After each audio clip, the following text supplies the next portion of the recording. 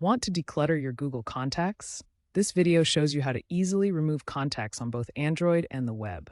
As of December 2025, Google Contacts offers simple removal options, emphasizing data privacy. On Android, open the Contacts app, select the contact, tap the three dots, and choose Delete. On the web, contacts.google.com, select the contact and click the trash can icon. Confirm in both cases. Remember, deleted contacts go to the trash folder for 30 days, so you can recover them if needed.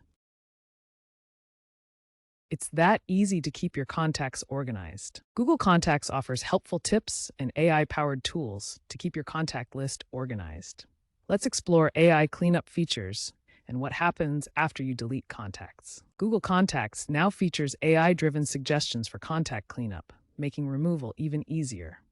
Look for the AI Cleanup tool to flag duplicate or outdated contacts automatically. Note that contact removal is permanent after 30 days in the trash.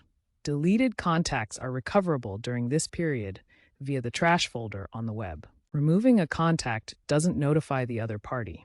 The action is private and only affects your account. Ensure account sync to prevent resyncing from other devices. Contacts are stored in the cloud and sync across all linked Google services. If you're removing someone you share calendars or other data with, removal won't affect existing shared data, but you may want to review permissions separately in those services. Finally, deleting contacts is privacy-focused and ensures no data persistence issues post-removal.